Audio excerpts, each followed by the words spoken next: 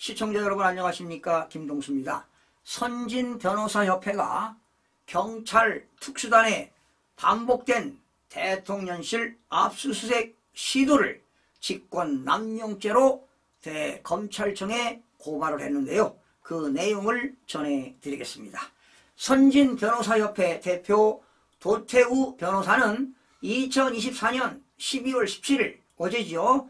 대검찰청에 경찰청 국가수사본부 비상계엄 특별수사단 단장을 직권남용죄 형법 123조 혐의로 고발을 했습니다. 참고로 여러분, 형법 123조가 직권남용죄가 있는데요. 보충 설명드리겠습니다.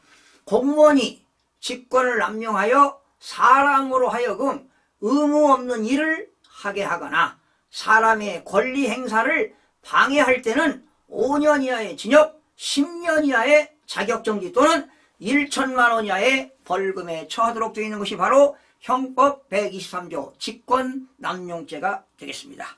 도 변호사는 고발장에서 경찰이 2024년 12월 11일 대통령실에 대해 8시간에 걸쳐 압수수색을 시도했으나 책임자인 대통령 경호처장의 승낙을 얻지 못해 자료 확보 방식을 대통령실에 임무 제출로 합의하고 마무리되었음을 지적했습니다.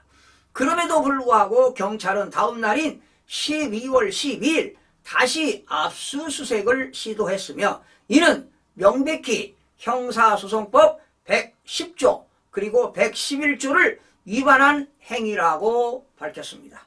해당 법률에 따르면 군사상, 공무상 비밀이 관련된 경우 책임자의 승낙 없이는 압수수색이 불가능하며 국가의 중대한 이익을 해할 우려가 있을 때는 책임자는 승낙을 거부할 수 있다 이렇게 나와 있습니다.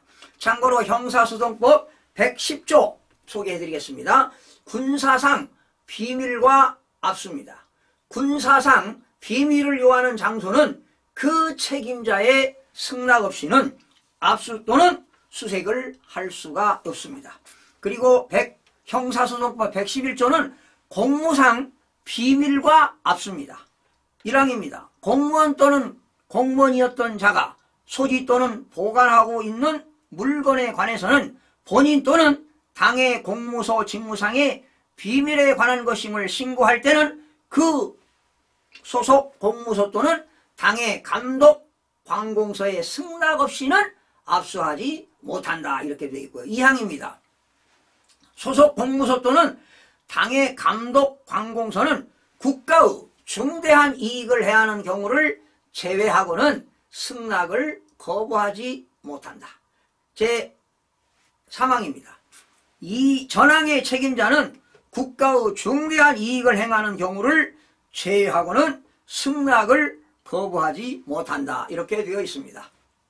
도태우 변호사는 대통령 경호처장의 합법적 승낙 거부에도 불구하고 경찰이 이를 무시하고 압수수색을 반복 시도한 것은 명백한 직권남용이며 이는 법치주의 원칙을 훼손하고 국가 비상사태를 더욱 악화시키는 부당한 행위라고 비판했습니다.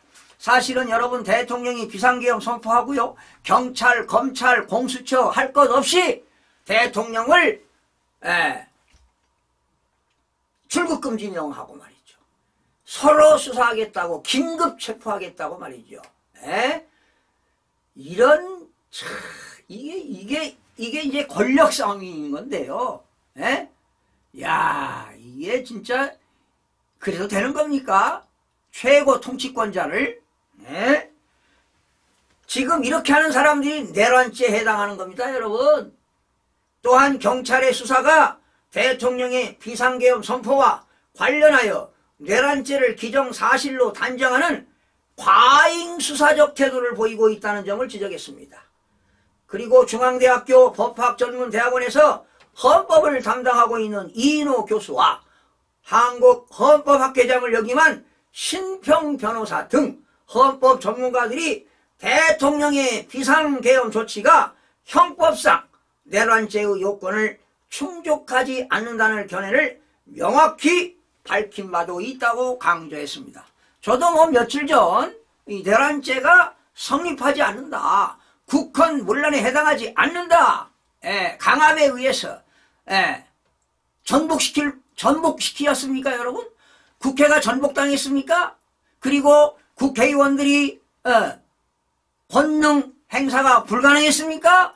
권능 행사가 가능했습니다. 대통령이 비상계엄을 내리니까 국회에서 해제 요구권을 190명이 투표한 거 아니겠습니까? 이것이 권능이 가능했다는 것입니다. 불가능이 아닙니다 여러분. 그래서 국헌문란에 해당하지 않는다는 것입니다.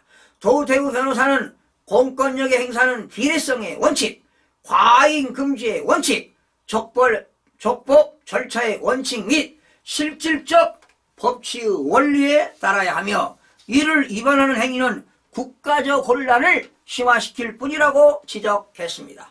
그는 대검찰청의 경찰의 반복된 위법 행위에 대한 철저한 수사와 관련자 처벌을 요청했습니다. 여러분, 최고의 그 경찰의 수장이 구속됐는데 방패막은 못되지만은 이렇게 앞다퉈서 통수권자를 긴급 체포하겠다, 수사하겠다고 하는 것이 과연 타당성이 있는지 묻지 않을 수가 없습니다. 여러분, 시청해주신 여러분 고맙습니다.